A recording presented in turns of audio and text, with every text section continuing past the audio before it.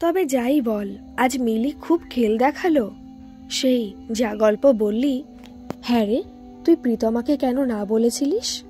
তা না বলবো না তো কি বলবো? ও প্রপোজাল দেওয়ার পর থেকে ওর সঙ্গে কথাও বলি না। কেন রে, ও খুব দুঃখ পায় জানিস?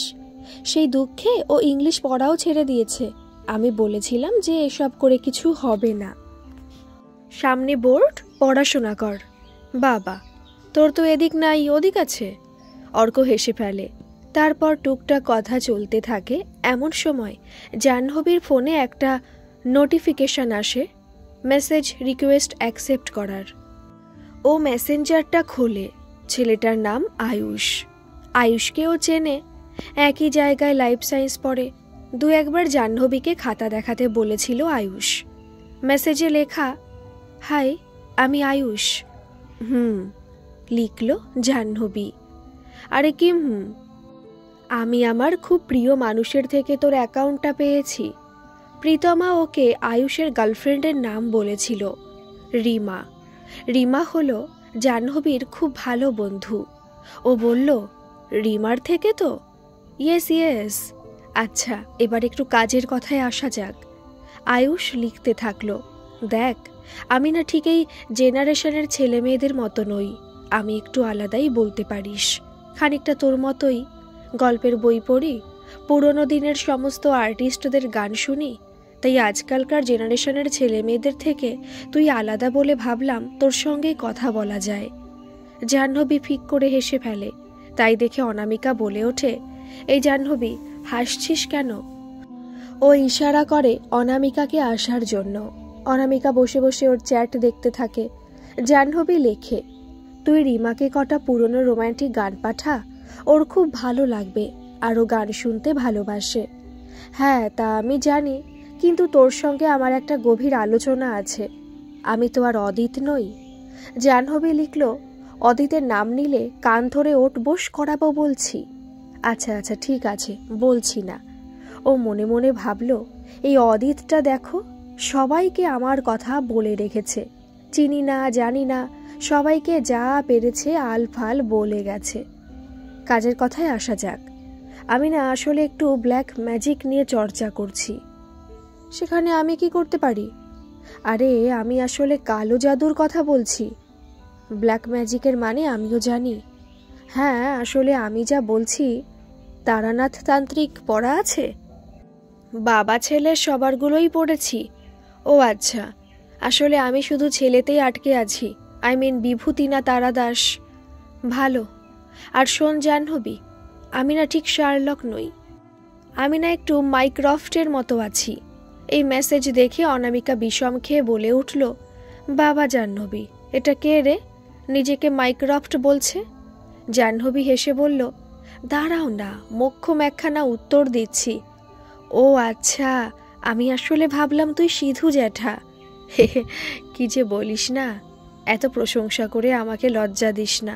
বাই দ্য ওয়ে, তুই পিকেএসি স্যারের কাছে পড়িস তো বায়ো? অনামিকা বলল, ন্যাকা যেন জানে না। জাহ্নবী লিখল, হ্যাঁ, আসলে এত বেটে আমি জানতাম না।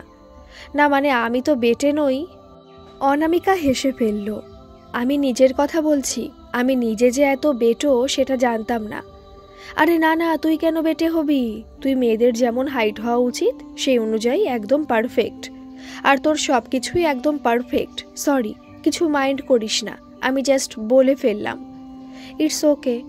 মোবাইলটাই বন্ধ করে দিল ও। অনামিকা বলল, বাবা, ওরকম মোবাইলটা অফ করে দিলি যে? ওরে বাবারে অনামিকা দি, তুমি জানো না, আয়ুষ না খুব বকবক করে। বকতে আরম্ভ করলে চুপই করে না। ও এখন বকছে বকুক, আমি পরে আবার ফোন খুলে রিপ্লাই করব। অনামিকা হেসে ফেলল। জাহ্নবী বলল, আর শোনো, অলিভা না আয়ুষের বেস্টু, তাই নিয়ে কিছু বলছি না। আর শোনো, অর্ক যতই অ্যাটিটিউড দেখাক, যাই করুক, ক্লাস 8 থেকে এরা একই কোচিংয়ে পড়ে। আর অলিভার হাতে এই পুরো এলাকার সব ছেলেরা রয়েছে, সবার সাথে ওর সম্পর্ক। অনামিকা বলল, হ্যাঁ, সে তো আমি সোশ্যাল মিডিয়ায় সারাদিন দেখছি। আরে অলিভা তো তাই করে। ওই তো আগ বাড়িয়ে ছেলেদের মেসেজ করে, আর ছেলেগুলোকে জাস্ট হাতে রেখেছে পারভার্টেড কথাগুলো আলোচনা করবে বলে। ওরকম মেয়ে থাকেই। আর অলিভা কোনো চাপ নেওয়ার মতো মেয়ে নয়, ও নিজেও জানে ওর মুখ দেখে কেউ পড়বে না। আর ছোট থেকে অলিভা আর ওর বন্ধুরা তোকে প্রতিটা মুহূর্তে হিংসা করে। চেষ্টা তো করেছিলিস ওদেরকে বদলানোর, পারিসনি তো। ওরা বদলানোর নয়। আর অলিভার বন্ধু, মাইন্ড ইট, সে ছেলে হোক মেয়ে হোক যেই হোক, আমি না বিশ্বাস করতে পারি না। আর কারোর মুখ নিয়ে কিছু বলো না প্লিজ। থাম তো তুই। এক একটা দিন এক একটা রাত তুই কেঁদে গেছিস শুধু একটা ওই মেয়ের জন্য। ওই একটা মেয়ে 9 থেকে ছেলেগুলোকে পর্যন্ত তোর নামে বলে গেছে ভাস্কর স্যারকে নিয়ে। তুই কিছু একটা অলিভার নামে বললে ছেলেগুলোকে অলিভা ইমোশনালি ছেলে ভোলাতে বসবে। তুই কি তাতে কিছু করতে পারবি? পারবি না তো। আর সবাইকে একরকম ভাবিস না। না না, আমি কাউকেই বিশ্বাস করি না। এখন স্ক্রিনশট তোলাটা সবার নেশা হয়ে গেছে। আমি কাউকে বিশ্বাস করি না। ঠিক আছে, অলিভাকে অত পাত্তা দিস না। এটা একটা পাত্তা দেওয়ার মতো মেয়েই না। সব ব্যাক বেঞ্চারগুলোকে নিয়ে কারবার ওর। আর ব্যাক বেঞ্চাররা পেছনে লাগবে না তো কারা লাগবে? তোর পড়াশোনাটা শেষ করবে বলে এটা করছে ওরা। তুই পড়তে বস। সুমিত্রাদির সঙ্গে তোর একটু কথা বলা প্রয়োজন। পড়, এখন যা। হ্যাঁ, যাচ্ছি। সে কি রে জাহ্নবী, এত কিছু হয়ে গেল আর তুই আমাকে কিছু জানালি না? বলে ওঠে প্রীতমা। তুই আর অর্ককে আমার কথা বলবি না তো? আচ্ছা ঠিক আছে, বলবো না। আর তুই জানিস এই অলিভার জন্য আয়ুষ আর রিমার ব্রেকআপ হয়ে যাচ্ছিল। বেশি পাকলে এই হয়, এই বয়সের প্রেমগুলো টেকেও না। ঠিক আছে, তাই এসব করে কোনো লাভ নেই। ওদিকে কলির মা তো অর্কর নামে কী সব বলছে। আর তুই যেখানে ফিজিক্যাল সায়েন্স পড়িস সেখানে পড়া ছেড়ে দিবি? হ্যাঁ রে, অসুবিধা হয়ে যাচ্ছে খুব। প্রতীক স্যারের কাছে সুমিত্রাদি বলল ভর্তি করবে। প্রীতমা ঢোক গিলে বলল, তুই জানিস প্রতীক স্যারকে? কে? আমি 2 সপ্তাহ হলো ভর্তি হয়েছি।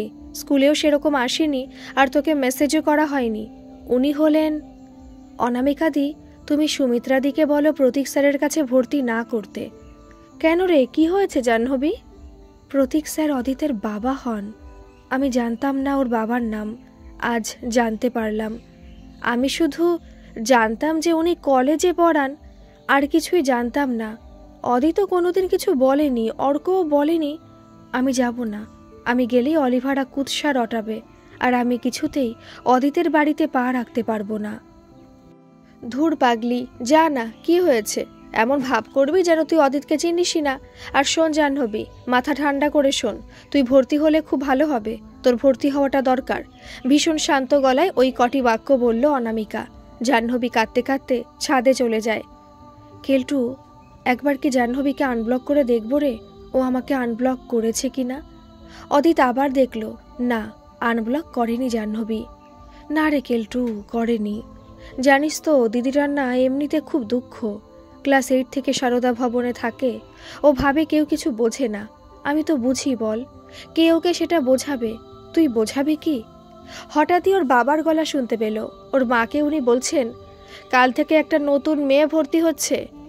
অদিত কথায় কান্না দিয়ে পড়তে শুরু করে দেয়। ওর মা ওদিকে ওর বাবাকে বলতে থাকেন, শোনো, আজ ছেলে ছাদে দাঁড়িয়ে দাঁড়িয়ে কেলটুর সঙ্গে বকবক করছিল। জাহ্নবীর কথা বলেছিলাম না, ও বোধহয় ছেলেকে ব্লক করে দিয়েছে, আর ছেলেও ব্লক করে দিয়েছে। অদিতের বাবা হেসে ফেলেন, বলেন, এসব বাচ্চাদের কাজকর্ম, সবাই সব নিজের খেয়ালে থাকে, কোনো হুঁশ থাকে না। অদিতের মা হাসতে হাসতে বললেন, ছেলে আবার আনব্লক করে দেখে যে জাহ্নবী আনব্লক করেছে কিনা। করেনি কিন্তু, আত্মসম্মানে লেগে গেছে। এই বলে হাসলেন। ছেলেকে বোধহয় পছন্দ নয়, বুঝলে। অদিতের বাবা এই কথা বলে আবার হেসে ফেললেন। কিন্তু আমি না জাহ্নবীর মাকে চিনি। ছোটবেলা থেকে ওকে বিভিন্ন জায়গায় কম্পিটিশনে নিয়ে যেতেন। যেখানে যেত ফার্স্ট হতো। মিষ্টি করে মুখটা। মনে পড়ছে এবার মেয়েটাকে। ও হ্যাঁ, মনে পড়েছে। বেশ ভালো করে মনে পড়েছে। ও তো বিভিন্ন জায়গায় অনুষ্ঠানও করত। রবীন্দ্রনাথের সব কত বড় বড় কবিতা মুখস্থ বলেছে। আমি একবার বোধহয় ছোট থাকতে ওকে ডেকে বলেও ছিলাম যে অসাধারণ কবিতা বললে। সে কথা কি আর ওর এখন মনে থাকবে? নাও থাকতে পারে। অদিতার ও কত জায়গায় একসঙ্গে অনুষ্ঠান করেছে। মানে অদিতের গানের পরেই ওর কবিতা, নইলে অদিতের কবিতার পরেই ওর নাচ। সেদিন আমি ওকে দেখে চিনতে পেরেছি। হয়তো জাহ্নবীকে অদিতের ওই আজ থেকে 2-3 বছরের পুরনো ছবি দেখালে চিনবে। কিন্তু ওকে যে এতজন চেনে সেটা হয়তো নিজেও জানে না। সত্যি ভাগ্য কীরকম হতে পারে, কি থেকে কি হয়ে গেল না মেয়েটার জীবনে। অদিত যা তোমাকে টুকটাক গল্প করেছে, আর আমি যা শুনেছি, সেই কীরকম পরিবেশে কিভাবে মানুষ থাকে, তাই না? রাতে খাওয়ার টেবিলে সুমিত্রা বসায় জাহ্নবী বলে ওঠে, সুমিত্রা দি। সুমিত্রার বুকটা কেঁপে ওঠে। এতদিন পর জাহ্নবী সুমিত্রা দি বলে ডাকল। একটা অজানা আনন্দ খেলে গেল সুমিত্রাদির মনের ওপর দিয়ে। সুমিত্রা হেসে বললেন, হ্যাঁ বল। তুমি প্রতীক স্যারের কাছে কেন আমাকে ভর্তি করছো? জানো, উনি অদিতের বাবা। জেনে শুনেই ভর্তি করছি। তোমার আগে থেকে আমি জেনে বসে আছি। কেন এরকম করছো? কেউ এই নিয়ে খারাপ কথা তোমাকে শোনাতে আসলে তুমি তাকে গুরুত্ব দেবে না। সেরকম হলে স্ট্রেট ফরওয়ার্ড উত্তর দেবে, আমি তো পাশে আছি, অনামিকাও আছে, আমরা সবটা দেখে নেব। কতটা ভরসা পেল জাহ্নবী। সুমিত্রা বলে উঠলেন, আজ কলির মায়ের সঙ্গে রাস্তায় দেখা হলো। অর্কর নামে অনেক কিছু বলছিলেন। এই বলে সুমিত্রা হেসে ফেলেন। এমনি অর্কর নাম শুনলে জাহ্নবীর হাসি পায়, তাই ও বলল, কি বলল গো?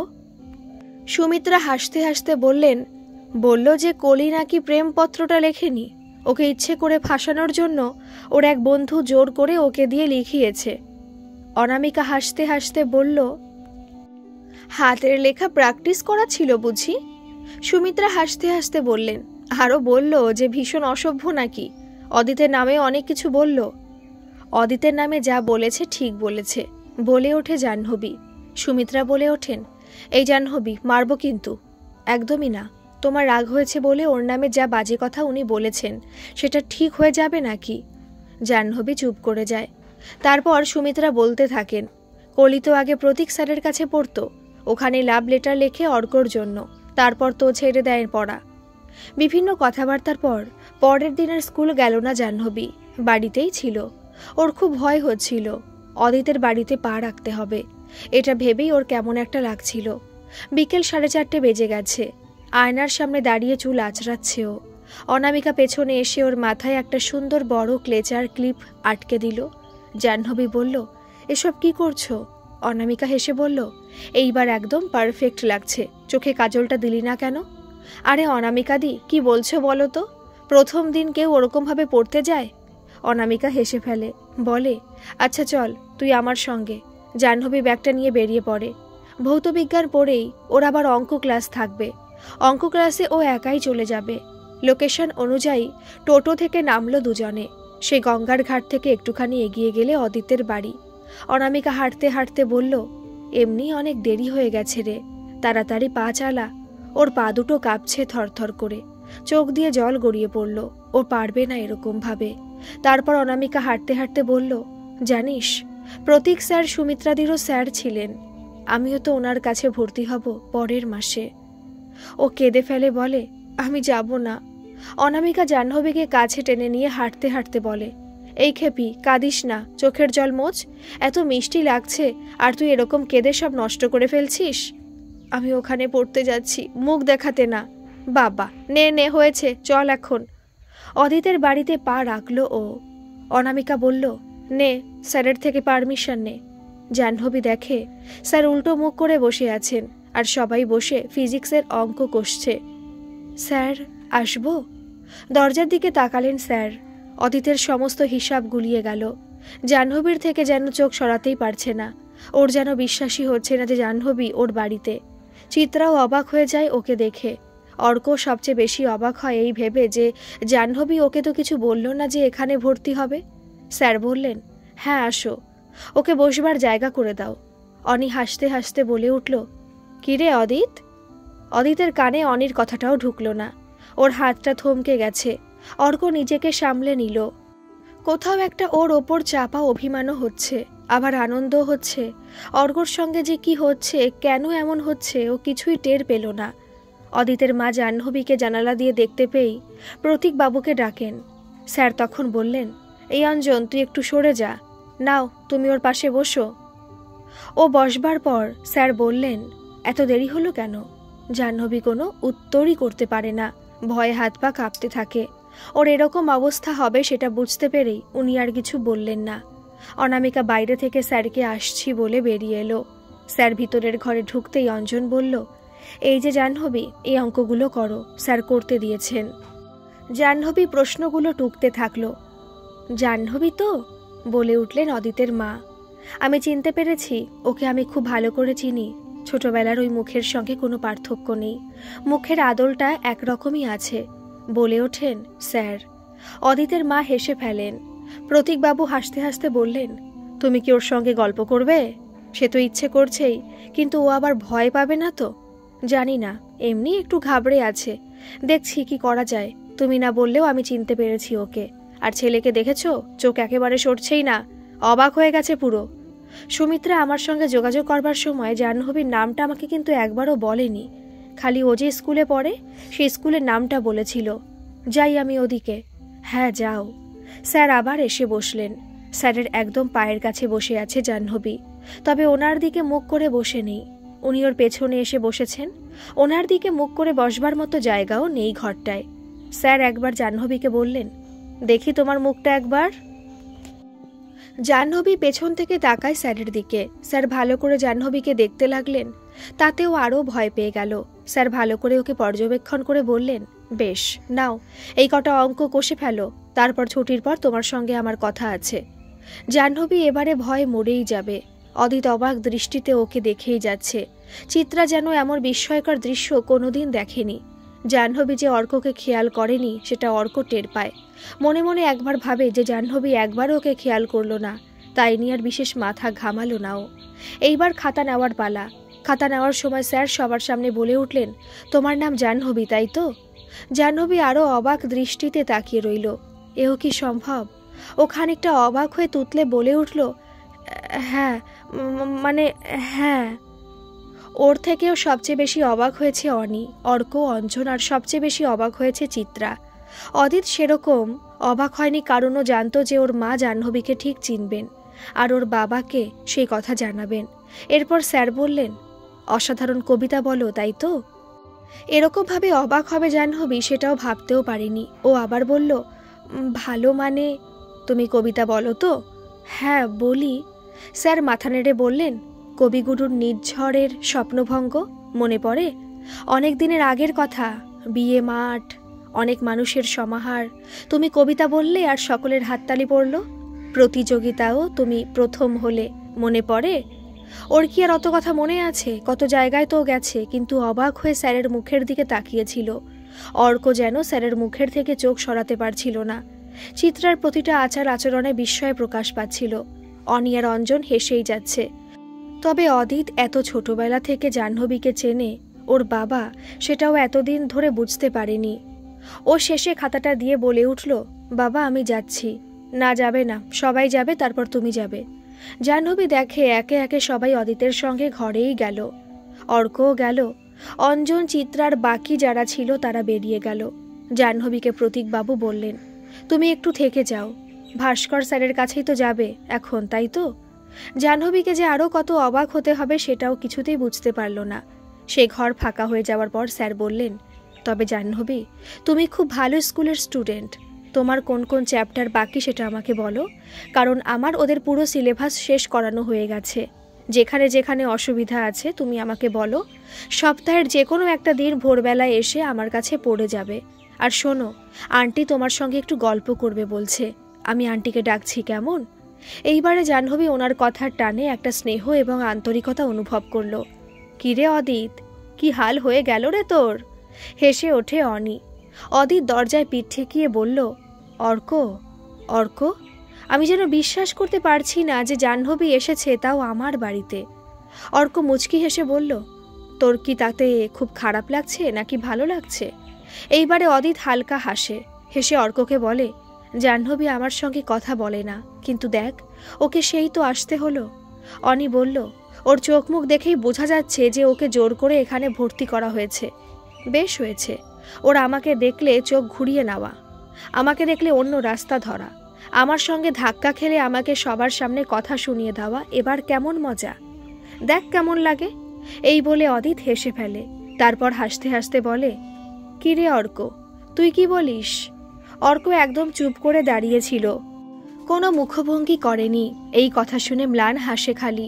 মনে মনে বলে, অদিত কতটা আনন্দ পেয়েছে, ওর চোখে মুখে কত আনন্দ আজ। কিন্তু জাহ্নবী আমাকে তো একবার বলতে পারতো। আজ বরং ওকে বাড়ি গিয়ে একটা টেক্সট করব। এরপর মুহূর্তেও ভাবল, না, আমি টেক্সট করব না, দেখি ও কি করে। ও যদি টেক্সট না করে তবে আমি বুঝবো যে ও নিজেও খুব খুশি, আর খুশি থাকলেই তো ভালো। ওদের যদি সব মিটে যায় তবেই তো ভালো, আমি আর ওদের মাঝে ঢুকবো না। আমি একটু জল আনতে যাচ্ছি, এই বলে অর্ক ওই ঘর থেকে বেরিয়ে আসে। জল নেওয়ার সময় ওর কানে ভেসে এলো জাহ্নবী আর অদিতের মায়ের মধ্যে হওয়া কথাগুলো। তোমাকে না আমি এই ছোট্ট থেকে চিনি, সেই ছোট্টবেলা থেকে তোমার কবিতা শুনছি। এত মিষ্টি করে তুমি কবিতা বলো যে আনন্দের সময় আনন্দ হয় আর কান্নার সময় কান্না পায়। স্যার তখন হাসি হাসি মুখে বললেন, আন্টি আসলে তোমার কথা ভীষণ পছন্দ করেন। আন্টি তো তোমাকে দেখতে পেয়েই আমাকে বলল যে ওকে আমি চিনি, ওর নাম জাহ্নবী। আন্টির তোমাকে খুব ভালো করে মনে আছে, আমিও তোমাকে চিনতে পেরেছিলাম। আন্টি আমাকে নিশ্চিত করে দিল যে তুমিই জাহ্নবী। সেই তুমি আসবার পর থেকে বলে যাচ্ছে যে একবার ওর সঙ্গে কথা বলবো। জাহ্নবী লজ্জায় হেসে ফেলে। অর্ক দাঁড়িয়ে দাঁড়িয়ে জাহ্নবীর প্রতিটা মুখ বিকৃতি পর্যবেক্ষণ করতে থাকলো। অদিতের মা হেসে বললেন, তুমি কত সুন্দর নাচও করো। এই পয়লা বৈশাখের সময় তোমার নাচ দেখে এলাম, খুব ভালো নেচেছিলে তুমি। তারপর কবিতাও বললে। আমি তো অদিতকে বললাম, অদিত বলল ও তোমাকে চেনে। তবে তোমাকে আমি কত অনুষ্ঠানে দেখেছি, তুমিও আমাদের দেখেছ। ছোটখাটো কথাও হয়েছে, তবে তোমার হয়তো সেসব এখন মনে নেই। জাহ্নবী এবার একটু স্বস্তি পেল, যাক, ভয়ের কিছু নেই। অর্ক বোতলের ছিপিটা আটকালো। সুমিত্রাদি, সুমিত্রাদি চিৎকার করে ডাকতে ডাকতে দৌড়তে দৌড়তে ঘরের ভেতর ঢুকলো জাহ্নবী। ঘরে ঢুকে দেখে অনামিকা দাঁড়িয়ে। অনামিকা হেসে বলে ওঠে, কি রে, কি হলো, এত আনন্দ কেন? সে কি গো, সুমিত্রাদি কোথায়? বলে ওঠে জাহ্নবী। অনামিকা বলল, জানি না রে, ফোনটাও তো ধরছে না। বেল বেজে উঠল। জাহ্নবী বলল, দাঁড়াও, আমি যাচ্ছি দরজা খুলতে। ও দরজা খুলতে দেখে সুমিত্রা এক কিশোরকে কোলের মধ্যে আঁকড়ে ধরে দাঁড়িয়ে আছেন। ছেলেটির বয়স 13 কি 14 হবে। ছেলেটির মুখ দিয়ে গোঙানির শব্দ পাওয়া যাচ্ছে। উনি বেশ ব্যস্ত হয়ে বললেন, ওকে বসানোর ব্যবস্থা কর, ও হাঁটতে পারছে না। সঙ্গে সঙ্গে হেমা আর রশ্মি চলে এলো নিজেদের ঘর থেকে। জাহ্নবী, অনামিকার সুমিত্রা তিনজনে মিলে ছেলেটিকে সোফায় বসালো। ছেলেটির ঘাড় থেকে মাথা নেতিয়ে পড়েছে, কেমন ঝিমিয়ে আছে। এবারে সুমিত্রা বললেন, জল আন কেউ, আর ফার্স্ট এইড বক্সটা আন। জাহ্নবী দৌড়ে জল নিয়ে আসলো। অনামিকা ফার্স্ট এইড বক্সটা আনলো। এইবারে উনি ছেলেটির মুখটা তুললেন। ওর কপাল কেটে অঝরে রক্ত পড়ছে। রক্তটা পরিষ্কার করতে করতে অনামিকাকে উনি বললেন, ডাক্তারকে ফোন কর অনামিকা, আমার ফোন থেকেই কর। অনামিকা ফোনে কথা বলে নিল। ওদিকে ছেলেটির গায়ে জ্বরও এসেছে। কোনো রকমে টেনে টুনে জাহ্নবীদের ঘরেই নিয়ে যাওয়া হলো ওকে। ডাক্তার এসে ড্রেসিং করে দিলেন এবং রেস্টে থাকতে বললেন। রাতে খেতে চাইলে খাবার দিতে বললেন। সুমিত্রা জাহ্নবীকে বললেন, জাহ্নবী, ওর এই ব্যাগ দুটো আর ক্রিকেট ব্যাগটা রেখে দাও ভালো করে। জাহ্নবী বলল, এত বড় বড় ব্যাগ কেন গো সুমিত্রাদি? সুমিত্রা বললেন, পরে বলছি সব, তবে একটা কথা, আজ থেকে এই ছেলেটিও আমাদের সারদা ভবনের সদস্য। যতই মেয়েদের জন্য আমি সারদা ভবনকে গড়ে তুলি না কেন, একজন অসহায় বাচ্চা ছেলেকে রাস্তায় ফেলে রেখে তো আসতে পারি না। দুনিয়াটা কি নোংরা হয়ে গেছে। সুমিত্রার কথায় রাগ। অনামিকা বলল, কি হয়েছে বলো তো? সুমিত্রা বললেন, রাস্তা ক্রস করছিল এই ছেলে আজকে। রাস্তা ক্রস করতে গিয়ে 4 চাকায় ধাক্কা খেয়েছে। গাড়িটা নেহাত বেশি স্পিডে ছিল না বলে বাড়াবাড়ি কিছু হয়নি। আমি গিয়ে ধরে ফেলি। আজকাল পাবলিক কিরকম হয়ে গেছে, একটা অ্যাক্সিডেন্ট হয়ে গেছে, সকলে দেখতে পাচ্ছে, তাও ঝামেলা দেখে আমি গেছি বলে কেউ এগিয়ে এলো না। একটু যে হাসপাতালে নিয়ে যাওয়ার ব্যবস্থা করবে, জল দেবে, কেউ কিছুই করলো না। হিউম্যানিটি কি হয়ে গেছে। তারপর দেখি ওর এক বন্ধু ওকে এরকম অবস্থায় রাস্তায় দেখতে পেয়ে ছুটে আসে। আমাকে বলে যে ওর নাম সাধন্য, রবীন্দ্র বয়েজের ছাত্র। বলল যে ও ছোট থাকতেই ওর বাবা মায়ের ডিভোর্স হয়ে গেছে। তারপর ওর মা কোনো যোগাযোগই রাখতে চায়নি ওর সঙ্গে, একদিনও দেখাও করতে আসেনি। ওর মা এখন দেশের বাইরে থাকে। ছেলে অসুস্থ হলে পর্যন্ত কোনো দিন আসেনি, আর সবসময় ওকে অস্বীকার করে গেছে। অনামিকা অবাক হয়ে বলল, কি বলছো গো সুমিত্রাদি? ও তো ছোট্ট একটা বাচ্চা, ও কেন এসবের ফল ভোগ করছে? তারপর শোন, ওর বাবা এই 3 মাস হলো মারা গেছেন। কাকা কাকিমার সঙ্গে ছিল। ওর বাবা মারা যাওয়ার পর বাড়িটা নিজেদের নামে করিয়ে নিয়েছেন। আইনতভাবে ওই বাড়ির মালিক এখন ওনারা। ওর বন্ধু বলল যে অনেকদিন ধরেই ওর ওপর অত্যাচার চলছিল, স্কুলে গিয়ে খুব কান্নাকাটি করতো, বলতো যে ওকে বাড়ি থেকে বের করে দেবে। তা এই এত বড় ব্যাগ দেখে বোঝাই যাচ্ছে যে ওকে বের করে দিয়েছে। ছি ছি ছি, কি সমাজ। ওর বন্ধুটা তারপর চলে গেল, আমাকে টোটোয় তুলে দিল, আর আশেপাশে কিছু লোকজনেরাও সাহায্য করলেন। তারপর আমি বললাম ওকে বাড়ি চলে যেতে, এমনি রাত হয়ে গেছিল, ক্লাস 8-এর ছেলে, বেশি রাত হয়ে গেলে কি না কি হয়ে যাবে। ওর বন্ধুটা কেঁদে ফেলেছিল। আমি ওকে ভরসা দিলাম যে আজ থেকে সাধন্যর দায়িত্ব আমার। ও খুব খুশি হলো। ওর বন্ধুর নাম দীপ, তাও ভালো, কেউ তো একটা এলো। জাহ্নবীর চোখে জল চলে এলো। কি মায়াবী মুখ ছেলেটার, কত সরলতা চোখে মুখে, অগোছালো চুল মাথায়, একদম ছিপছিপে চেহারা, চ্যাপটা, অথচ এই পুরু ভ্রু মুখের সঙ্গে মানানসই। গোফে লেশ মাত্র নেই, পাতলা ঠোঁট, চেহারায় একটা ভালো মানুষের ছাপ আছে। অর্ধ বেহুশ ছেলেটি গোঙাতে গোঙাতে বলে উঠল, মা মা। জাহ্নবী কাঁদতে কাঁদতে ঘর থেকে বেরিয়ে যায়। অনামিকা বাইরে এসে ওর পিঠে হাত রেখে বলে, কাঁদিস না জাহ্নবী। জাহ্নবী অনামিকাকে জড়িয়ে ধরে, পেছন দিয়ে হেমা এসে জড়িয়ে ধরে। আহ! আচমকাই সুমিত্রার ঘুম ভেঙে যায়। রাত 3টে বাজে। সাধন্য আওয়াজটা করে ওঠে। জাহ্নবীও মাটিতে বসে অনামিকার কোলে মাথা রেখে ঘুমিয়ে পড়েছিল। সকলেরই ঘুম ভেঙে গেল। আহ! আবার সাধন্য বলে ওঠে। ও উঠে বসবার চেষ্টা করছে। সুমিত্রা সাধন্যকে এসে ধরে। তারপর জাহ্নবী আর অনামিকা দুজনে মিলে ওকে ধরে খাটে বসিয়ে দেয়। আমি কোথায়? সুমিত্রা বলেন, নিশ্চিন্তে থাকো, তুমি ভালো জায়গায় আছো, একদম নিরাপদে। তোমার কোনো কষ্ট হচ্ছে? সাধন্য কপালে থাকা ব্যান্ডেজটায় হাত দিয়ে বলল, মাথাটায় খুব যন্ত্রণা হচ্ছে। জাহ্নবী পেন কিলারটা সাধন্যর দিকে বাড়িয়ে দিল। সাধন্য ওষুধটা নেওয়ার সময় জাহ্নবীর দিকে তাকালো। ওর দিকে তাকাতেই কেমন যেন মুগ্ধ হয়ে গেল। চোখের কোণটা চিকচিক করে উঠল। জাহ্নবীর দিকে এক দৃষ্টে তাকিয়ে থেকে বলল, তোমার নাম কি? আমার নাম জাহ্নবী বাবু। ওর কথায় স্নেহ, মায়া, মমতার টান। সাধন্যর চোখ দুটো কি মায়াবী, ডাগর ডাগর চোখ দুটো ছলছল করছে। সাধন্য বলল, আমি একটু বাথরুমে যাব। হ্যাঁ হ্যাঁ, এসো, বলে ওঠেন সুমিত্রা। জাহ্নবী, ওকে টয়লেটে নিয়ে যাও। ও সাধন্যর হাতটা ধরে ওকে নিয়ে আস্তে আস্তে বাথরুমের কাছে আসে। বাথরুম থেকে বেরিয়ে আসে সাধন্য। জাহ্নবীর হাত দুটো ধরে কাঁদতে কাঁদতে বলে, কেন জানি না মনে হচ্ছে তুমি খুব ভালো। কোন ক্লাসে পড়ো তুমি? ক্লাস 10 বাবু। ও, তার মানে 2 বছরের বড় আমার থেকে, বলে ওঠে সাধন্য। জাহ্নবী ওকে নিয়ে ঘরে আসে। সুমিত্রা বলে ওঠেন, তুমি কি কিছু খাবে সাধন্য? খিদে তো একটু পেয়েছে এখন। সুমিত্রা খাবারের জোগাড় করতে গেলেন। অনামিকা গেল সুমিত্রার সঙ্গে। জাহ্নবী সাধন্যর সঙ্গে রইল। সাধন্য বলে উঠল, আচ্ছা দিদি, তুমি কাঁদছো কেন? কই বাবু, না তো। এই বলে জাহ্নবী চোখের জল মোছে। সাধন্য বলে, তুমি জানো দিদি, আমার বাবা নেই, মাও আমায় ছেড়ে চলে গেছে। কাকা কাকিমার কাছে থাকতাম, আজ ওরাও আমাকে বাড়ি থেকে বের করে দিল। বলল ও বাড়ি নাকি এখন ওদের। তারপর রাস্তায় একটা গাড়ি। জাহ্নবী হাউ হাউ করে কেঁদে ফেলে। সাধন্য বলে ওঠে, এ কি তুমি প্লিজ কেঁদো না। জাহ্নবী কাঁদতে কাঁদতে বলে, জানো, আমারও না বাবা মা নেই। এখানে যারা যারা থাকে তাদের কারোর বাবা মা নেই। আমরা সকলে তাই তোমার কষ্টটা বুঝি। সাধন্য কেঁদে ফেলে, বলে, আজ জানো তো, মায়ের কথা খুব মনে পড়ছে।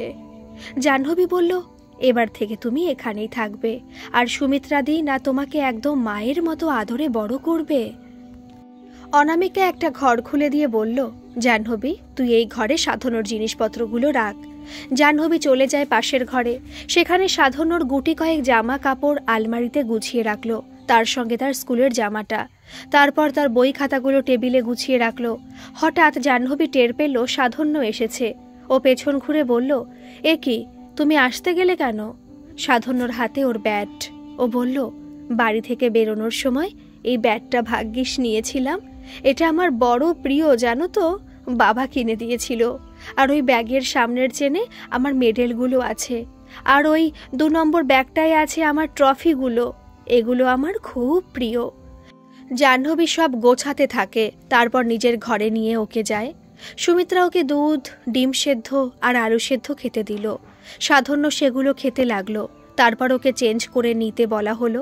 জাহ্নবী বারান্দায় এসে দাঁড়ালো আর রাতে রূপালী চাঁদের দিকে এক দৃষ্টে চেয়ে রইল।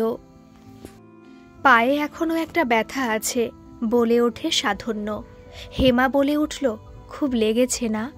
হ্যাঁ, বলে সাধন্য। প্রদীপ্তা বলল, তবে তুমি খুব ভালো জায়গায় এসেছো, এখানে তুমি খুব আনন্দে থাকবে। এরপর একে একে সকলে এসে সাধন্যর সঙ্গে আলাপ করল। সাধন্য কেমন একটা হতভম্ব মুখ করে বসেছিল। ও একটু কম কথা বলে। সুমিত্রা ঘরে এসে বললেন, কি সাধন্য, কেমন লাগছে এখানে? সব ভালো তো? সাধন্য মাথা চুলকে বলল, সবই ভালো, কিন্তু এখানে কি কোনো ছেলে নেই? সবাই এই কথা শুনে হেসে ফেলল। সুদীপ্তা বলল, না রে, এখানে টোটাল 16টা মেয়ে আছে, আর তুই একা একটা ছেলে আছিস। ও আচ্ছা, বলে ওঠে সাধন্য। এবারে সকলে নিজেদের ঘরে চলে গেল। জাহ্নবীও ওর খাবারটা নিয়ে ঘরে ঢুকলো। সাধন্য জাহ্নবীকে দেখে হাসল। জাহ্নবীও হেসে বলল, কেমন আছিস এখন? তুই করে বললাম তোকে, কিন্তু আগের থেকে ভালো, তবে মাথায় খুব যন্ত্রণা হচ্ছে। জাহ্নবী ওর চুলগুলো ঘেটে দিয়ে বলল, এই তো সব ঠিক হয়ে যাবে, তুই খুব তাড়াতাড়ি ভালো হয়ে যাবি। সাধন্য আবার গোলগাল চোখ করে জাহ্নবীকে দেখতে লাগলো অবাক হয়ে। তারপর বলল, দিদি, একটা কথা বলবো তোমাকে। হ্যাঁ, বল না, জাহ্নবী হেসে বলে। তোমাকে না আমার খুব ভালো লেগেছে, কালকে থেকে আমি তো দেখছি তুমি না খুব ভালো। জাহ্নবী হেসে ফেলে। তারপর সাধন্যকে রুটিটা ছিঁড়ে মুখে দিয়ে বলে, হয়েছে হয়েছে, এবারে চুপ করে খেয়ে নে তো দেখি। সাধন্য খেতে থাকে। তারপর বলে, আচ্ছা, এখানে সবাই মেয়ে কেন? জাহ্নবী হেসে বলল, এর উত্তর আমার কাছে নেই, তবে একা লাগলে বা মেয়েদের মাঝে লজ্জা লাগলে সুমিত্রা দি আছে, অনামিকা দি আছে, আমি আছি, আমাদের এসে বলবি তোর সমস্যার কথা। সাধন্য মাথা নাড়ে।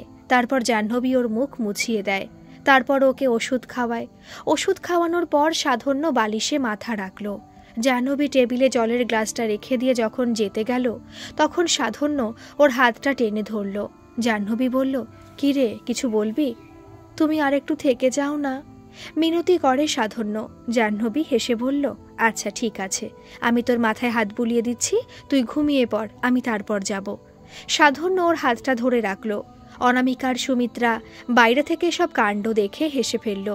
সাধন্য ঘুমিয়ে পড়বার পর ও যখন বেরিয়ে এলো, তখন অনামিকা হেসে বলল, হ্যাঁ রে, এ ছেলে তো তোর বিগ ফ্যান হয়ে গেছে রে। জাহ্নবী হেসে ফেলল, বলল, হ্যাঁ, কাল থেকে প্রচুর কমপ্লিমেন্ট দিয়েছে আমাকে, ঠিক আছে, ভাই তো। অনামিকাও হেসে ফেলল। আজ আর অনামিকা, জাহ্নবী, এই দুজনের মধ্যে কেউই স্কুলে গেল না। বাকিরা সবাই স্কুলে গেল। বাড়িতে শুধু জাহ্নবী, অনামিকা আর সাধন্য আছে। সুমিত্রা আজ কলেজ যেতেন না, কিন্তু ইম্পর্টেন্ট মিটিংয়ের জন্য যেতেই হলো। না, জাহ্নবী তো সত্যি আমাকে একটা টেক্সটও করলো না। তবে আমার ভাবনাই ঠিক, ওর আর আমাকে প্রয়োজন নেই। না, এবারে ওদের ঝামেলাটা মিটিয়ে দিয়ে আমি সরে পড়ব। একটা সময় আমি ওকে বলেছিলাম যে এই সমস্যা থেকে সরে পড়তে, কিন্তু না, ও হয়তো অদিতকে ছাড়া থাকতে পারবে না। আর অদিতের যা অবস্থা দেখছি, ও তো জাহ্নবীর সঙ্গে কথা না বলে থাকতেও পারবে না। আর কথা বললেও এড়ে তর্ক করবে আর ঝগড়া করবে। তারপর কিছুক্ষণ বাদে শুরু হবে মনীষার কথা। আমিও আর জাহ্নবীকে টেক্সট করব না। নিজে থেকে অনেক মেসেজই ওকে করেছি, দেখি ও নিজে থেকে আমার সঙ্গে কোনোদিন গল্প করে কিনা। এত কথা তো আমাকে শেয়ার করেছে একটা সময়। আমি তো আর অদিতের মতো কিছু পাবলিক করিনি, আর করবও না। এর পরেও যদি না, কথা বলবার জন্য আমি তো আর কাউকে জোর করতে পারি না। আর জাহ্নবীকে দেখলাম তো কাল, প্রথম দিনই স্যার আর কাকিমা কতটা ভালোবাসা দিলেন, তাতে তো জাহ্নবীর খুশি হওয়াটা স্বাভাবিক। আর টিং শব্দে একটা নোটিফিকেশন ঢুকলো অর্কর ফোনে। অর্ক ফোনটা খুলল। জাহ্নবী টেক্সট করেছে। ওর মুখে নিজের অজান্তে একটা হাসি খেলে গেল। মেসেজ লিখেছে, হ্যাঁ রে অর্ক, বলছি যে তোর জিওগ্রাফির ম্যাপ কটা করা হলো? আজই তো স্যার জমা নেবেন। অর্ক সঙ্গে সঙ্গে লিখল, 15টা হয়েছে। তোর? বাপরে, আমার তো সবে 12টা, আরও 8টা করতে হবে। সেটাই, ম্যাপ করে তারপর ক্যালকুলেশনে বসতে হবে। হ্যাঁ, অঙ্ক অনেক হোমওয়ার্ক দিয়ে দিয়েছেন স্যার। কেন, ফিজিক্সের কত অঙ্ক করতে দিয়েছেন স্যার? হ্যাঁ, উনি প্রচুর হোমওয়ার্ক দেন। ওদিকে জানিস, কাল একটা ঘটনা ঘটেছে। কি হয়েছে? জাহ্নবী একটা ভয়েস দিল, তাতে সাধনুর কথা বলল। অর্ক শুনে বলল, এ বাবা, সত্যি কার লাইফে যে কোন ট্র্যাজেডি থাকে বোঝা যায় না। হ্যাঁ ঠিক আছে, তুই ম্যাপ কর, আমিও করি। হ্যাঁ ম্যাপ কর। আমি কেটে পড়ছি কিন্তু। ওকে কেটে পড় ভাই, টাটা। টাটা। অর্ক এবারে একটু স্বস্তি পেল। যাক, জাহ্নবী ওর সঙ্গে কথা তো বলেছে। অর্ক বাকি ম্যাপগুলো করতে থাকলো। ম্যাপ করছো তুমি? বলে ওঠে সাধন্য। হ্যাঁ রে বাবু, জাহ্নবী হেসে বলে। বাহ, কবে যে আমিও এসব করব। না রে, যতদিন ছোট আছিস ততদিন ভালো। কে বলেছে আমি ছোট? আমিও বড়, আমাকে ছোট ভেবো না। জাহ্নবী হেসে ফেলে। সাধন্য অঙ্ক বই আর খাতা নিয়ে এলো। জাহ্নবী বলল, এ কি, তুই এখন এই শরীরে অঙ্ক করবি নাকি? মাথায় চাপ পড়বে তো। সাধন্য হেসে বলল, না না, কিচ্ছু হবে না, অঙ্ক আমার ফেভারিট সাবজেক্ট। তাই? আমারও অঙ্ক ফেভারিট। সত্যি? ইয়ে, চলো হাত মেলাও আমার সঙ্গে। সাধন্য আর জাহ্নবী হাত মেলালো। সাধন্য আবার বলে ফেলল, তুমি না খুব ভালো। জাহ্নবী হেসে ফেলল। কত সরলতা আছে ছেলেটার মধ্যে। অঙ্ক করতে বসে সাধন্য বলে উঠল, দীপ কালকে ওই বড় দিদিকে একটা কথা বলেনি। বড় দিদি মানে কি সুমিত্রা দি? হ্যাঁ, ওনার কথাই বলছি। জানো তো, আমার না একটা দিদি ছিল। নিজের দিদি? জিজ্ঞেস করে জাহ্নবী। হ্যাঁ গো, আমার দিদি আমাকে খুব ভালোবাসতো, আমাকে খুব আদর করত। ঠিক তোমার মতনই আমার চুলগুলো ঘেটে দিত, সব সময় আগলে আগলে রাখত। একটা দিনের কথা, আমি তখন ক্লাস 6, বেশি পুরনো নয় এই ঘটনা। আমার হাফ ইয়ারলি পরীক্ষা শুরু হবে। দিদি তখন ক্লাস 9-এ পড়ে। দিদির নাম কি? দিদির নাম সুধা। খুব সুন্দর দেখতে ছিল আমার দিদি। সেদিন জানো তো, দিদি পড়া থেকে ফিরছিল, রাস্তায় আমাদেরই চেনা এক দাদার সঙ্গে দিদির দেখা হয়। দাদাটা এরকম আমরা ভাবতেই পারিনি। দাদাটা দিদিকে বলে যে এত রাত হয়ে গেছে, নির্ঝুম রাস্তা, তার বাইকে উঠে পড়তে, দিদিকে বাড়িতে নামিয়ে দেবে। দিদি রাজি হয়নি। রাজি না হওয়ায় দিদির ওপর জোর খাটায় সেই দাদা। কত চিৎকার করেছিল দিদি, কিন্তু সেখানে কেউ ছিল না। আর কেউ থাকলেও ঝামেলা দেখে একবারও দিদিকে বাঁচাতে আসেনি। ওই নির্জন রাস্তার ওপরই একটা দরমার বাড়ি ছিল। তারপর... এই কথা বলতে বলতে কেঁদে ফেলে সাধন্য। জাহ্নবী অবাক হয়ে বলে, তারপর কি? পরের দিন সকালে দিদি বাড়ি ফেরে। পুলিশ তদন্ত করা বন্ধ করে। দিদি তো ফিরেই এসেছে। বাড়ির সামনে এসে অজ্ঞান হয়ে পড়ে যায়। বাবা আর আমি মিলে নিয়ে আসি দিদিকে। দিদির জ্ঞান ফিরতে কাঁদতে কাঁদতে দিদি বলে যে সেই রাতে তার সঙ্গে কি ঘটে ওই বাড়িতে। সাধন্যর মুখে সেই ঘটনা শুনে জাহ্নবীর হাত পা কেঁপে ওঠে। সাধন্য আবার বলে, আমার দিদির সঙ্গে ওই খারাপ ঘটনা যে ঘটেছে সেটা কাকা কাকিমা বিশ্বাস করেনি। ওরা বলল যে দিদির সঙ্গে ওই দাদার কোনো সম্পর্ক ছিল, তাই তারা ঘনিষ্ঠ হয়েছে, সময় কাটিয়েছে, রাত কাটিয়েছে একসঙ্গে, এবং বাজবার জন্য দিদি মিথ্যে গল্প বলছে। কত নোংরা কথা বলেছে দিদির নামে। এরপর প্রতিবেশীরাও সেই কথা মেনে নিল। দিদি পুরো একা হয়ে গেল, বাড়ি থেকে বেরোতে পারত না। আর ওই দাদাটাও সমস্ত কথা অস্বীকার করে। পুলিশ পুরো হাত তুলে নেয়। এর ঠিক 2 দিন পরে, যেদিন আমার পরীক্ষা শুরু হবে, তার আগের দিন রাতে দিদি আমাকে প্রচুর আদর করেছিল। বলেছিল আমাকে মানুষের মতো মানুষ হতে, বাবার দায়িত্ব নিতে। বাবার সাথেও সেদিন খুব সময় কাটিয়েছিল। পরের দিন সকালে দেখি দিদির দরজাটা ভেতর দিয়ে বন্ধ। দিদি বিশেষ দরজা বন্ধ করে না। অনেকবার ডাকলাম দিদিকে, তাও কোনো সাড়া না পেয়ে জানালাটা এক ধাক্কা মারি, আর জানালাটা খুলে যেতেই দেখি সারা ঘর রক্তে লাল হয়ে গেছে, হাতের শিরা কেটে ফেলেছে। ওই দৃশ্য দেখে আমি আর থাকতে পারিনি। বাবাকে ডাকি। দিদি চলে যাওয়ার পর থেকেই বাবা অসুস্থ হয়ে পড়ে। জাহ্নবী যেন যত এসব শুনছে তত অবাক হয়ে যাচ্ছে। একটা ছেলের জীবনে কত কিছু ঘটে গেছে, আরও সেখানে কিনা এই ফ্রেন্ড সার্কেলের প্রবলেম নিয়ে ডিপ্রেশনে চলে যাচ্ছে। সাধন্যকে জড়িয়ে ধরে জাহ্নবী। সাধন্যর কোলে মাথা রেখে বলে, তুমি আমায় ছেড়ে কোথাও চলে যাবে না তো? কোনো দিনও না। এই বলে জাহ্নবী কেঁদে ফেলে। কেলটু রে, দিদিটা এসেছিল রে, আজ আবার ক্লাস আছে। বেশ হয়েছে ওর এবার। আমায় খুব মুখ বেঁকানো তো, দেখ কেমন লাগে। এবারে আর কি করবে ও, আসতে হলো আমার সামনেই। সপ্তাহে 2 দিন এখন আমার বাড়িতে ওকে আসতেই হবে। আর কোচিংগুলো তো আছেই। আর এ কি মা, তুমি? গলা শুকিয়ে গেল অদিতের। অদিতের মা হেসে বললেন, তুই খাবি না? হ্যাঁ খাবো তো, চলো। হ্যাঁ চল, তোকে খেতেই ডাকলাম। আর কিছু কি বলবে আমাকে? না তো, আর কি বলবো? না না ঠিক আছে। স্বস্তির শ্বাস ফেলল অদিত। খাওয়া দাওয়ার পর জাহ্নবীকে আবার আনব্লক করে দেখল। না, জাহ্নবী আনব্লক করেনি। এবারে আর জাহ্নবীকে ব্লক করল না অদিত, আনব্লক করেই রেখে দিল। ওদিকে অর্ক মনে মনে ঠিকই করেছে যে এবার থেকে ফার্স্ট টেক্সট জাহ্নবী করলে তবেও কথা বলবে। নিজে থেকে অনেক কথা বলেছে, সেরকম হলেও অপেক্ষায় থাকবে, কিন্তু ও দেখবে যে ফার্স্ট টেক্সট জাহ্নবী ওকে করে কিনা। কিসের যেন একটা চাপা অভিমান হচ্ছে, কেন হচ্ছে ও সেটা বুঝতে পারছে না। প্রতীক স্যারের কাছে তো অনেকেই পড়ে, জাহ্নবীও তাই পড়ছে, কেন অর্ক তাতে এত অভিমান হচ্ছে সেটা টেরই পাচ্ছে না। আজ আবার পড়া আছে, আবার অদিতের বাড়িতে পা রাখবে জাহ্নবী। অর্ক সেটা ভেবে মুচকি হাসল, কিন্তু এই হাসিতে লেগেছিল শুধু একরাশ অভিমান। কেন কেন কেন এমন হচ্ছে? নিজেই নিজেকে প্রশ্ন করে অর্ক, তারপর সব ভুলে গিয়ে গিটারটা নিয়ে বসে। হাই জাহ্নবী, কি খবর বল? ভালো রে, তোর? আমি তো বিন্দাস আছি। সে তো থাকবি, বিন্দাস মিঙ্গেল লাইফ কাটা রিমার সঙ্গে। ওকে ওকে ব্রো, দাঁড়া তোকে একটা ভয়েস পাঠাই। ভয়েসে একটা মান্নাদের গানের রেকর্ড, জিন্দেগি। আনন্দ সিনেমার গান, জাহ্নবীর ফেভারিট গান। ও লিখল, আমার fab song. Thank you Ayush. Welcome miss. জাহ্নবীর নেট বন্ধ করে দেয়। সাধন্য পাশে বসে এসব দেখে হেসে ফেলল। অনামিকা সাধন্যকে হাসতে দেখে বলল, তুই আবার হাসছিস কেন? তুইও তো এরকমই হবি। এই বলে হেসে ফেলে।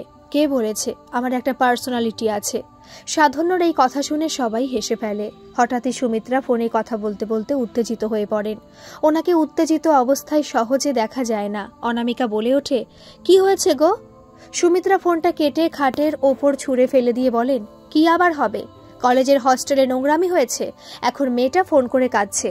ওর দাদা তো আমাদের কলেজেই পড়ে, ফিজিক্স অনার্স।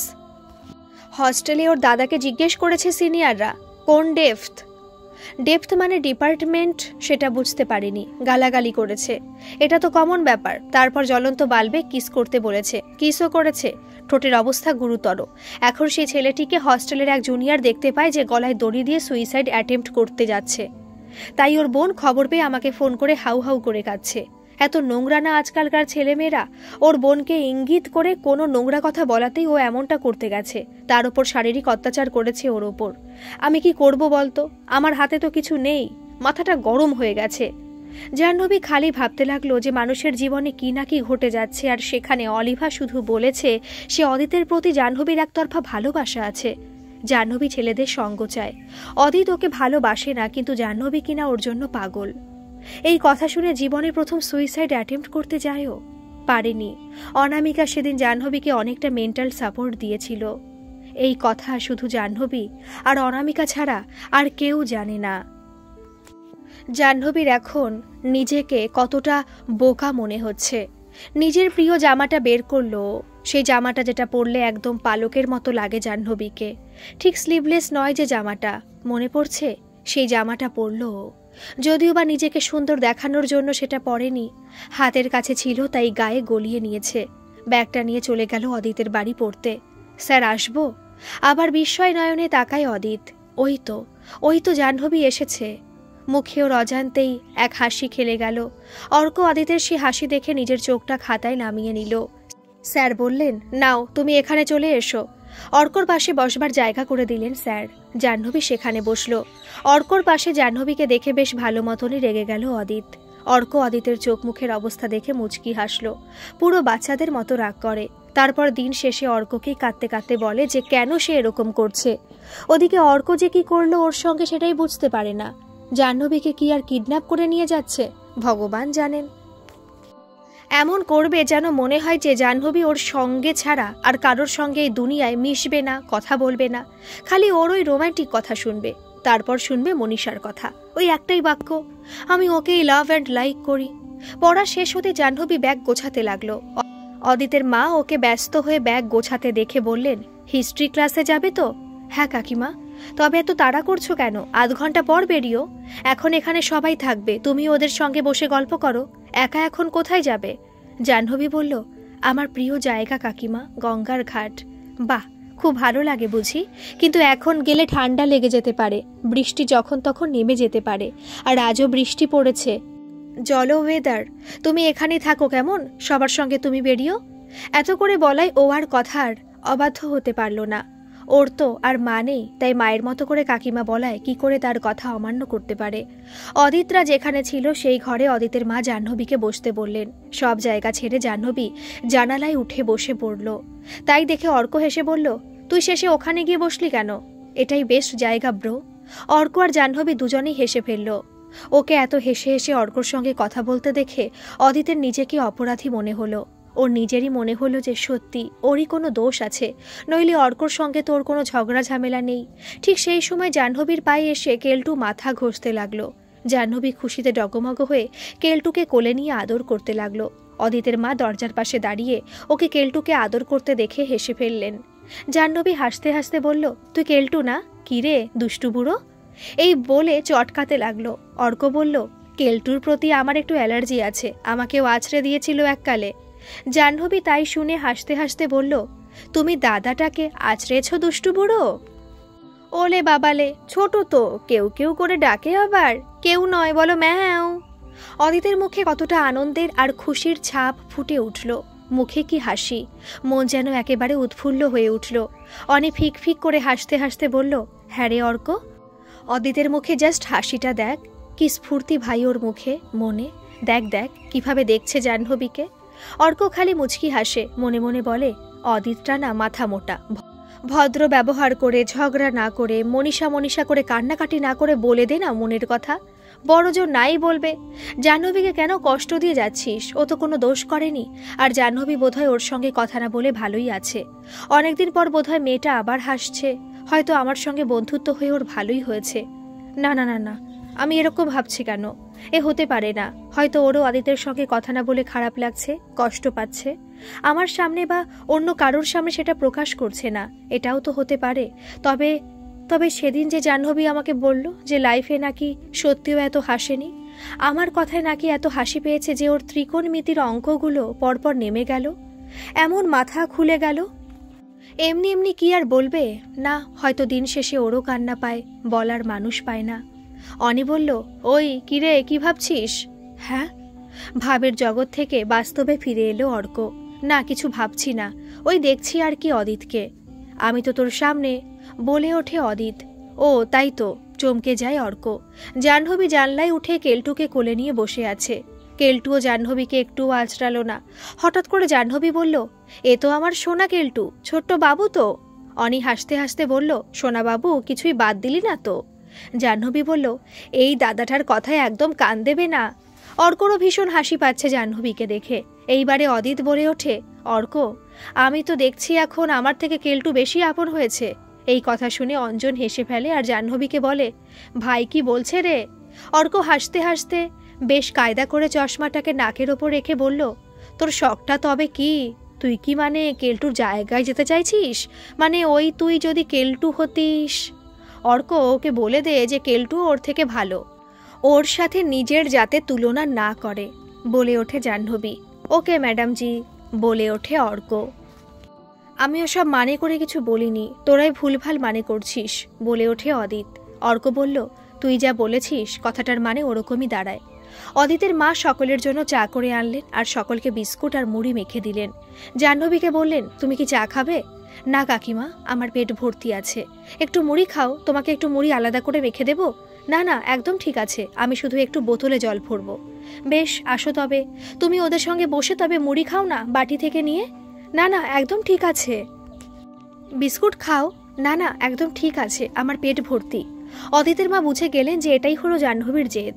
উনি হেসে ওর বোতলে জল ভরে দিয়ে আবার ওকে বোতলটা দিয়ে গেলেন। অদিত যখন খেয়াল করলো যে ওর মা ভেতরের ঘরে চলে গেছেন, তখন বলে উঠল, অর্ক, ওকে আমাদের থেকে মুড়ি নিয়ে খেতে বল। অর্ক হাসতে হাসতে বলল, ওরে জাহ্নবী, তোর খিদে পায়নি এতক্ষণ ধরে? দুধ চাটা ভাই হেব্বি খেতে, মিষ্টি মিষ্টি দারুণ রে, আর মুড়িটা তো ক্লাস ভাই, ক্লাস। জাহ্নবী হাসতে হাসতে বলল, আরে ভাই তোরা খা না। অর্ক মুখ বেঁকিয়ে চোখ নামিয়ে বলল, গেল তো, একটু গিললে এখানে কেউ তোকে খেয়ে নেবে না। জাহ্নবী পড়াটা রিভাইজ করছিল, বইটা রোল করে নিয়ে বলল, তোর মাথায় মারবো কিন্তু বলে রাখছি। অর্ক হাসতে হাসতে মাথা চেপে নিল। অদিত বলল, অর্ক, আমি না সব বুঝি, আমার বাড়ি বলে কিছু খেলো না ও, ওকে বল যে এতে মা কষ্ট পাবে। জাহ্নবীর এবার কেমন খারাপ লাগলো, নিজেকে অপরাধী মনে হলো। তাও জাহ্নবী বলে উঠল, অর্ক, ওকে বল ওর বউকে খাওয়ার জন্য, আমাকে না খাওয়ালেও চলবে। এই অর্ক, কে আমার বউ ওকে জিজ্ঞেস কর। নেকু পুষু, ওর বউ চিত্রাকে ও যেন জানে না, ন্যাকা।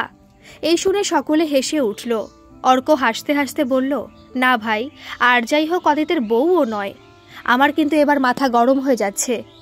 বলে ওঠে অদিত, ও মা গো ন্যাকা, মাথা গরম হয় আবার, শ্বশুর বাড়িতে এসে চিত্রা গলাবাজি করবে। অর্ক, ওকে আমার বাবাকে চিত্রার শ্বশুর বলতে বারণ কর। অঞ্জন বলে উঠল, ওরে অর্ক, মান অভিমানের খেলা রে এটা। অর্ক গালে হাত দিয়ে বলল, আর দেখ, আমায় মাঝে রেখে সমস্ত কথা বলে একে ওকে শোনাচ্ছে। এই জাহ্নবীও ছেলে মানুষ, বড্ড বেশি ছেলে মানুষ। এরপর জাহ্নবী জানালা থেকে এক লাফ মেরে নামলো। তারপর বলল, এই শোন, তোদের একটা কথা বলে রাখি, রোজ সকালে আমি অদিতের নাম করে জল খেয়েছি আর ওকে প্রপোজ করেছি, নইলে আমি সকালে প্রাতকৃত সারতে পারতাম না। এই কথা শুনে অর্ক হাসতে হাসতে বলল, ওরে তুই পাগল হয়ে গেছিস নাকি? ওয়াশরুমে যাব, সেটা কোথায়? বলে ওঠে জাহ্নবী। অঞ্জন হাসতে হাসতে বলল, তুই শেষে ওয়াশরুমে যাবি এখন? কেন, তোদের প্রয়োজন পড়ে না? বলে ওঠে জাহ্নবী। অর্ক আরও হাসতে থাকে। অর্ক, ওকে বল যে ওয়াশরুমটা ডান দিকে আছে। বলে ওঠে অদিত। জাহ্নবী বলে ওঠে, আমি ওয়াশরুমে যাব না। এই শুনে অর্ক হাসতে হাসতে বলল, তুই পাগলামি করিস না, যা তুই ওয়াশরুমে। আড়াল থেকে জাহ্নবী আর অদিতের এই কথা কাটাকাটির খেলা দেখে আর হাসি ধরে রাখতে পারলেন না প্রতীকবাবু। তারপর জাহ্নবীকে বেরিয়ে আসতে দেখে টিভির সামনে গিয়ে বসলেন। জাহ্নবী ওয়াশরুম থেকে এসে ব্যাগ নিয়ে যখন বেরোতে যাবে, ঠিক সেই সময় অদিতের সঙ্গে জোর ধাক্কা খেলো। সেই টাল সামলাতে না পেরে ও পড়েই যাচ্ছিল। অদিত ওর হাতটা ধরতে যাবে, ঠিক সেই সময় অর্ক এসে ওকে ধরে ফেলে। জাহ্নবী অদিতকে তখন সবার সামনে বলে উঠল, ধ্যাত। আর তাই দেখে সবাই চুপ করে মুখ দিয়ে কোনো আওয়াজ বের না করে মুখ টিপে হাসতে লাগলো। অনি, অর্ক ডুবেছে। বলে ওঠে অঞ্জন। তাই তো দেখছি, ফিসফিসিয়ে বলে ওঠে অনি। তারপর মৃদু কণ্ঠে সবার সামনে অর্ককে জাহ্নবী বলে, থ্যাঙ্কস। অর্ক মৃদু হাসে। অদিতের সেটা আর সহ্য হলো না, চোখ দিয়ে জল গড়িয়ে পড়ল। নিজেকে ইচ্ছে করি আর সামলালো না। জাহ্নবী সহ সবাই অদিতকে ওরকম অবস্থায় দেখল। জাহ্নবীর খুব ইচ্ছে হলো ওর সঙ্গে ভালোভাবে কথা বলতে, কিন্তু অনেকটা অভিমান ওর ওপর জমে থাকায় ওকে কাঁদতে দেখেও জাহ্নবীর চোখে জল আসে। কিন্তু ও নিজেকে সামলে নেয়, কোনো রকম ভদ্রতা অদিতের সঙ্গে করে না। আর কেউ কিছু টের না পেলেও অর্ক জাহ্নবীকে ঠিক বুঝতে পেরেছে। তাই দেখে আবার সে একরাশ অভিমান মাখা হাসি হাসল অর্ক। বলল, ওয়েলকাম জাহ্নবী। জাহ্নবী জুতো পরতে অদিত কাঁপা কাঁপা স্বরে বলে উঠল, অর্ক, ওকে একা যেতে বারণ কর, গলিটা ভালো না। অর্ক, অনি সবাই বলে উঠল, হ্যাঁ রে, তুই একা যাস না, ভালো না গলিটা, আমি চলে যেতে পারবো। এই বলে বেরিয়ে গেল জাহ্নবী। আজকের পর্ব এ পর্যন্তই থাক। পরবর্তী পর্ব আজ সন্ধ্যে 7:30টায় আমি আপলোড করব। এই গল্পটার বেশি দূর এগোবো না, আর এটা আজকে করার পরে 2-3টে পর্বই আর হবে। আশা করি আপনাদের ভালো লাগছে এই মিষ্টি প্রেমের গল্পটা। আর আপনাদের কিন্তু মতামত জানাতে অবশ্যই ভুলবেন না। আর প্লিজ, যদি ভালো লাগে তাহলে একটা সাবস্ক্রাইব করে আমার পাশে থাকবেন। ধন্যবাদ।